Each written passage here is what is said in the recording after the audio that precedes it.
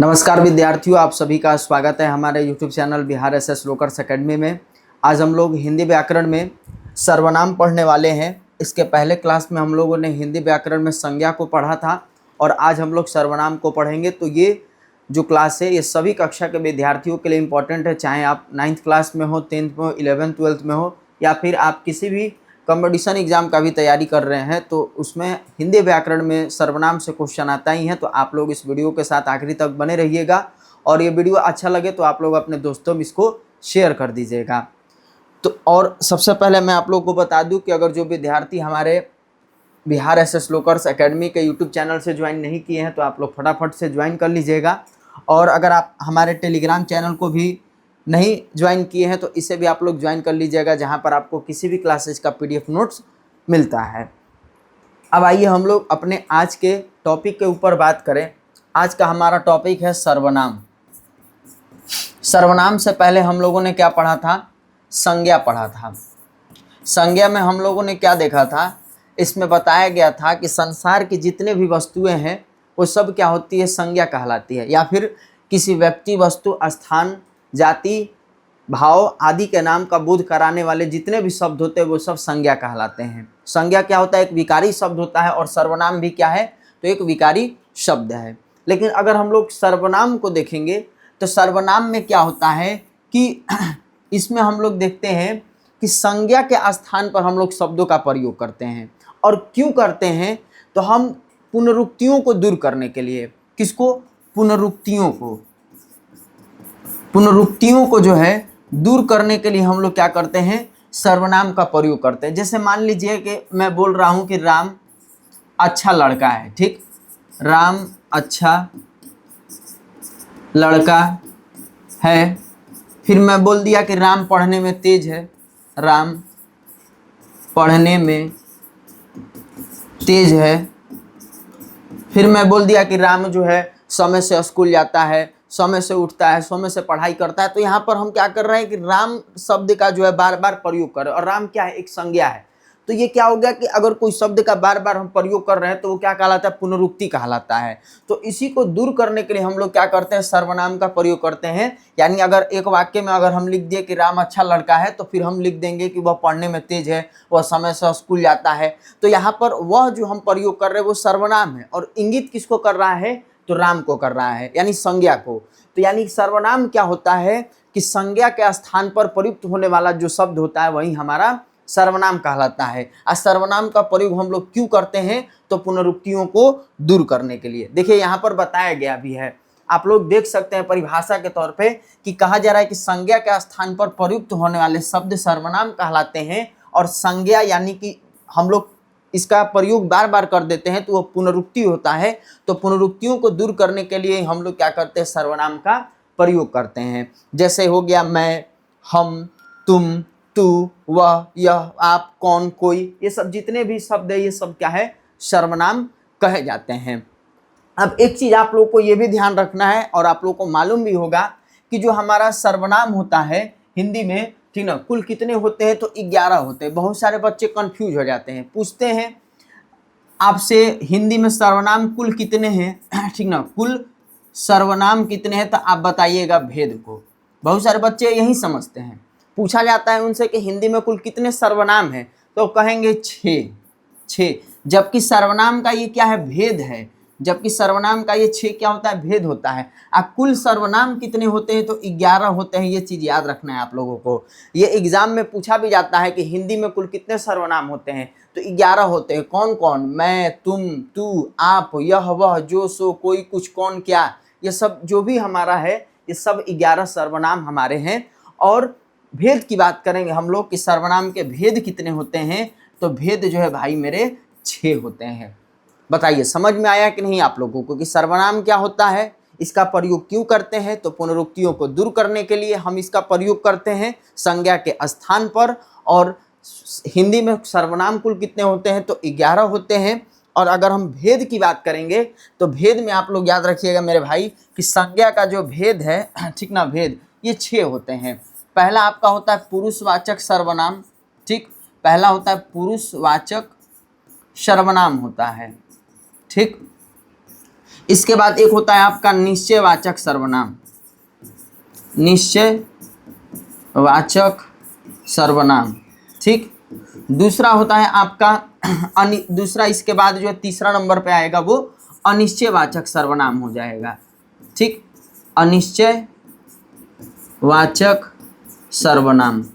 इसके बाद अगर हम बात करेंगे सर्वनाम के अगले भेद का, तब वो हो जाएगा आपका संबंधवाचक सर्वनाम हो जाएगा, संबंधवाचक सर्वनाम हो जाएगा। फिर इसके बाद अगर हम पांचवा भेद की बात करेंगे तो पांचवा भेद आपका हो जाएगा प्रश्नवाचक सर्वनाम हो जाएगा, प्रश्नवाचक सर्वनाम हो जाएगा। और एक अगर आपका भेद की बात करेंगे तो निजवाचक सर्वनाम हो जाएगा।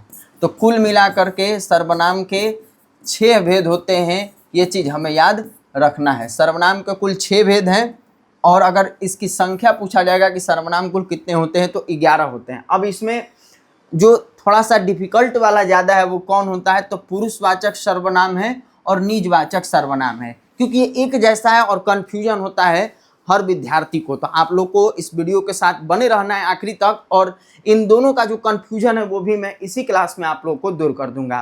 तो आप लोग को यहाँ तक समझ में आ गया होगा कि सर्वनाम क्या होता है, किसे कहते हैं, सर्वनाम के भेद कितने हैं और इसकी संख्या कितनी होती है। अब हम लोग भेदों को एक एक करके अच्छे से देखेंगे। देखिए यहाँ पर भेद भी अभी जो मैंने आप लोग को बताया यहाँ पर दे भी दिया गया है कि पुरुषवाचक, निश्चयवाचक, अनिश्चयवाचक, प्रश्नवाचक, संबंधवाचक और निजवाचक सर्वनाम।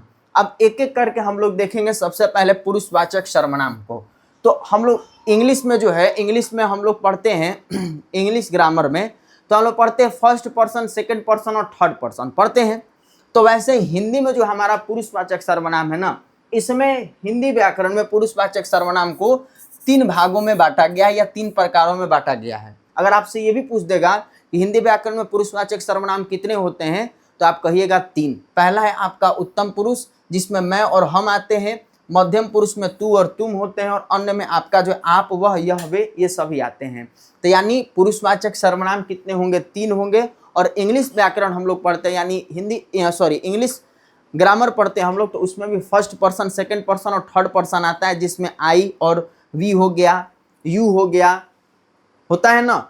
सब लोग इंग्लिश का जो है ग्रामर पढ़े हैं, तो आप लोग पढ़े होंगे तो समझ में आता है। तो वैसे हिंदी में भी है। तो उत्तम पुरुष, मध्यम पुरुष, अन्य पुरुष याद रखना है मेरे भाई, जिसमें उत्तम पुरुष में मैं और हम आता है, मध्यम पुरुष में तू और तुम हो गया, और अन्य में आप, वह, यह, वे, ये सभी आते हैं। अब बात ये होगा कि आखिर में ये पुरुषवाचक सर्वनाम होता क्या है। तो देखिए पुरुषवाचक सर्वनाम क्या कहता है, कहता है कि वक्ता हो गया, वक्ता यानी कि जो बोलने वाला हो गया, ठीक ना, जो बोलने वाला व्यक्ति होगा, ठीक। तो वक्ता, लेखक अथवा श्रोता या पाठक के लिए करता हो। यानी कहने का मतलब ये हो गया कि जो पुरुषवाचक सर्वनाम हमारा होता है, इसका प्रयोग हम लोग किसके लिए करते हैं कि वक्ता, यानी जो बोलने वाला। अभी मैं बोल रहा हूं तो मैं बोल करके आप लोग को पढ़ा रहा हूं, आप हमारी बातों को क्या कर रहे हैं, सुन रहे हैं। तो आप हमारी बातों को सुन रहे हैं, मैं पढ़ा रहा हूं। तो यहाँ पर जो ये सर्वनाम हो गया, ये आपका पुरुषवाचक सर्वनाम हो गया। क्यों? क्योंकि इसमें क्या होता है कि वक्ता हो गया बोलने वाला, जो श्रोता हो गया सुनने वाला, लेखक जो लिखने वाला हो गया, जो पढ़ने वाला पाठक हो गया, उसके लिए हम लोग क्या करते हैं, प्रयोग करते हैं पुरुषवाचक सर्वनाम का। यानी अभी मैं बोल रहा हूं तो बोलने का काम कर रहा हूं अभी, तो आप लोग सुन रहे हैं तो आप क्या हो गए, श्रोता हो गए। अब मैं बोल रहा हूं तो बोलने का काम कर रहा हूं तो वक्ता हो गया, ठीक। उसी तरह अगर मैं लिखने का काम करता तो मैं लेखक हो जाता, और अगर आप पढ़ते तो आप क्या होते, पाठक होते। तो उसके लिए हम क्या करते हैं, पुरुषवाचक सर्वनाम का प्रयोग करते हैं। जैसे मैं पढ़ा रहा हूँ, ठीक, आप लोग पढ़ रहे हैं, तो यहाँ पर कौन सा सर्वनाम हो जाएगा, तो यहाँ पर पुरुषवाचक सर्वनाम हो जाएगा। ये चीज ध्यान रखना है। तो मैं, हम, तू, यह, वह, वे, ये सब हमारे पुरुषवाचक में आ जाएंगे। कब? जब वक्ता, लेखक स्वयं के लिए अथवा श्रोता के लिए, पाठक के लिए प्रयोग किया जाता है, तो पुरुषवाचक सर्वनाम होता है। वैसे अगर निश्चयवाचक सर्वनाम की अगर हम लोग बात करेंगे, तो नाम में ही इसका क्या है, परिभाषा छिपा हुआ है। निश्चय, निश्चय मतलब क्या हो कि जिस चीज के बारे में हमें जानकारी हो, निश्चित रूप से पता हो। जैसे कि कोई आ रहा है या कोई आने वाला है, जिसके बारे में हमको मालूम हो, जिसका नाम हम जान रहे हो कि वह आ रहा है, तो वह आ रहा है तो उसका मुझे नाम मालूम है, ठीक। वह आ रहा है तो वह कोई व्यक्ति है, चाहे कोई लड़का है या फिर लड़की है या कोई इंसान है, कोई आदमी है, जो भी है, मुझको मालूम है। तो मतलब हमें क्या है, निश्चित रूप से पता है। लेकिन कोई आ रहा है तो जिसके बारे में कोई जानकारी नहीं है कि कोई लड़का आ रहा है, कोई आदमी आ रहा है, कि कौन आ रहा है, कोई मालूम नहीं, बस हम कह रहे कोई आ रहा है, तो ये अनिश्चय के रूप में हो जाएगा। लेकिन निश्चय में याद रखना है कि निश्चयवाचक में जिसके बारे में हमें निश्चित रूप से पता हो, जिसके होने के संकेत हमें निश्चित रूप से पता हो, तो वही हमारा क्या हो जाएगा, निश्चयवाचक सर्वनाम हो जाएगा। जैसे कि वह जा रहा है, तो वह कोई इंसान है, जा रहा है, तो मुझे मालूम है कि वह जा रहा है। उसी तरह हम सभी घूमने जा रहे हैं, तो हम लोग जो है, हमारा 2-4-5 लोगों का ग्रुप है और हम लोग क्या कर रहे हैं, घूमने जा रहे हैं, तो हमें मालूम है ना कि हाँ 2-4 लोग हम लोग हैं, दोस्त मित्र है, घूमने जा रहे हैं। तो ये जानकारी हमें निश्चित रूप से है, तो हमारा क्या हो जाएगा, निश्चयवाचक सर्वनाम हो जाएगा। और इसमें यह हो गया, वह हो गया, ठीक ना, ये वे, ये सभी का जो हम लोग प्रयोग जो है निश्चित रूप से करते हैं। लेकिन अगर अनिश्चय की बात करेंगे तो इसी का क्या होता है, अपोजिट हो जाता है, यानी उल्टा। जैसा मैंने अभी आपको बताया कि कोई आ रहा है, अब कोई आ रहा है, कौन आ रहा है, जो जिसकी जानकारी हमको नहीं है। तो यहाँ पर अनिश्चयवाचक में क्या होगा, मुख्य रूप से याद रखिएगा, कोई और किसी, ठीक ना, कोई और किसी को याद रखिएगा। ये इसका प्रयोग हम लोग करते हैं। जैसे कि कोई आ रहा है, अब कौन आ रहा है मालूम नहीं है, कोई लड़का आ रहा है, कोई लड़की आ रही है, कौन आ रहा है। अब कोई कह देगा किसी का फोन आया है, या किसी का फोन आया था। अब किसका फोन आया था, अब हम देखे ही नहीं है, कोई हमसे बोल दिया कि किसी का फोन आया था, तो अब हम सोचेंगे ना किसका फोन आया था, हमको तो निश्चित रूप से मालूम है नहीं।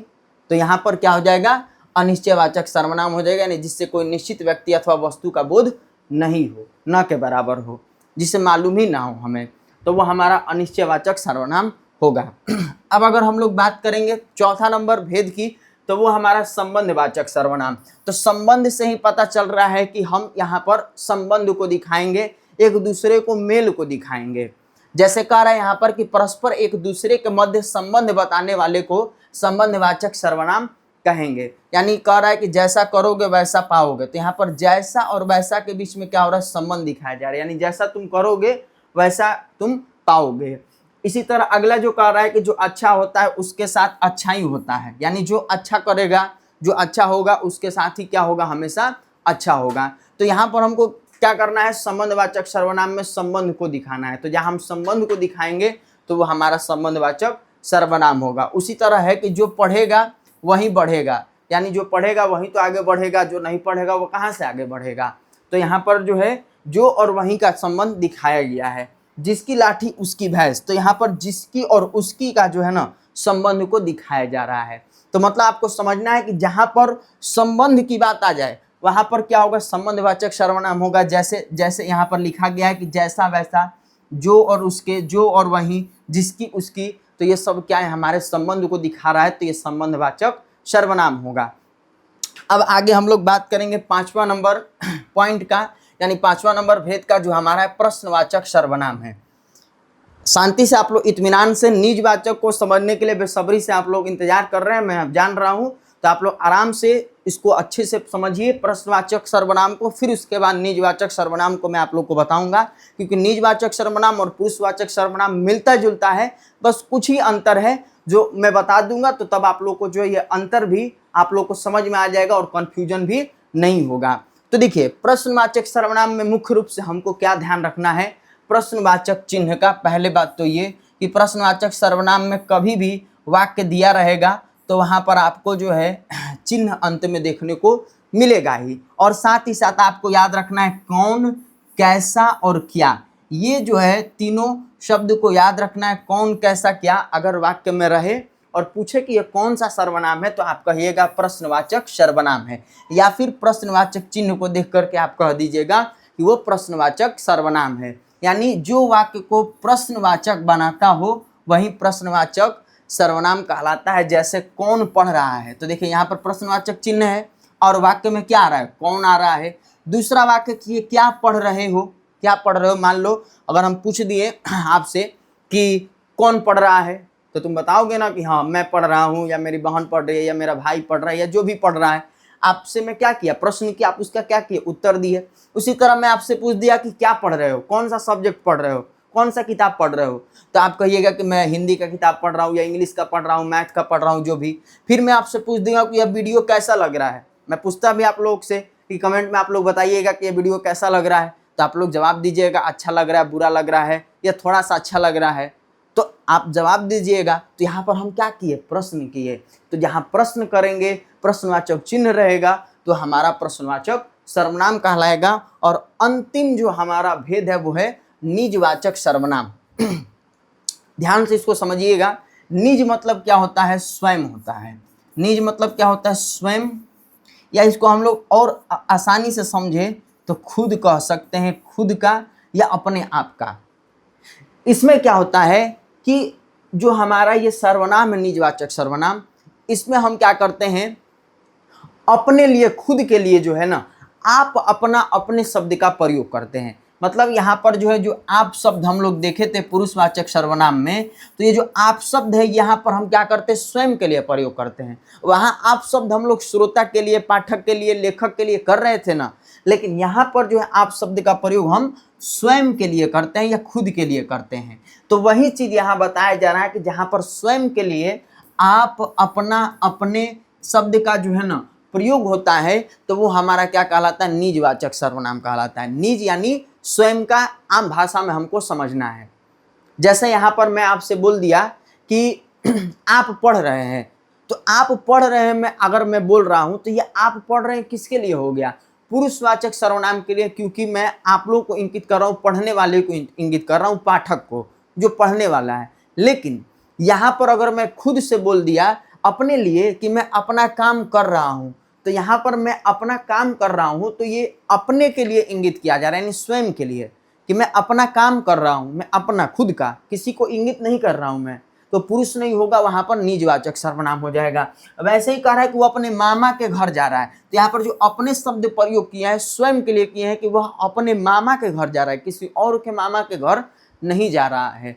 तो निजवाचक सर्वनाम में क्या होगा, स्वयं के लिए हम प्रयोग करते हैं, और पुरुषवाचक सर्वनाम में जो आप, अपना, अपने, ये सब शब्द हैं, वो अपना, श्रोता, पाठक, इसके लिए प्रयोग करते हैं। तो देखिए यहाँ पर आपका बताया भी गया है, समझिएगा चीज़ों को, कि जो आप शब्द है ये हम पुरुषवाचक में भी प्रयोग करते हैं और निजवाचक सर्वनाम में भी प्रयोग करते हैं। लेकिन अंतर दोनों में क्या है, तो अंतर यही है कि यहाँ पर केवल आप शब्द का प्रयोग श्रोता के लिए करते हैं, यानी सुनने वाले के लिए करते हैं। जैसे मैं बोल दिया कि आप पढ़ रहे हैं, तो श्रोता हो गया वो सुनने वाला, पढ़ रहा है इसलिए मैंने उसको बोल दिया। लेकिन निजवाचक सर्वनाम में आप शब्द का प्रयोग हम किसके लिए करते हैं, तो अपने लिए करते हैं, अर्थात स्वयं के लिए करते हैं। यही अंतर होता है। आप शब्द का प्रयोग निजवाचक में अपने लिए और पुरुषवाचक में किसके लिए, तो श्रोता के लिए, यानी सुनने वालों के। और आदर्श सूचक मध्यम पुरुष में जो है इसका हम लोग प्रयोग करते हैं। और यहाँ पर उदाहरण के तौर पे बताया गया है कि मैं यह कार्य अपने आप ही कर लूँगा। तो ये जो कार्य है वो कैसे करूँगा, अपने आप करूँगा, यानी खुद से करूँगा, किसी का सहायता नहीं ले रहा हूँ। तो यही हमारा क्या हो गया, आपका प्रयोग करना हो गया निजवाचक सर्वनाम में और पुरुषवाचक सर्वनाम में। तो इसी में लोग कन्फ्यूजन होते हैं। तो मैंने आप लोगों को बता दिया, आपका कन्फ्यूजन भी मैं दूर कर दिया हूँ। बाकी आप लोग बताइएगा कि ये क्लास आप लोग को कैसा लगा, और मिलेंगे हम लोग नेक्स्ट क्लास में, जिसमें हम लोग जितने भी टॉपिक अभी हिंदी व्याकरण के हम लोगों ने किया है उसके जो है हम लोग ऑब्जेक्टिव क्वेश्चन के साथ बहुत जल्द मिलेंगे आप लोग के साथ। तब तक के लिए आप लोग हमारे साथ बने रहें, और इस वीडियो को जितने विद्यार्थी देख रहे हैं वो ज़्यादा से ज़्यादा शेयर करें। और अगले क्लास में हम लोग मिलते हैं, तब तक के लिए आप लोग स्वस्थ रहिए, मस्त रहिए और अपनी तैयारी अच्छे से करते रहिए। धन्यवाद।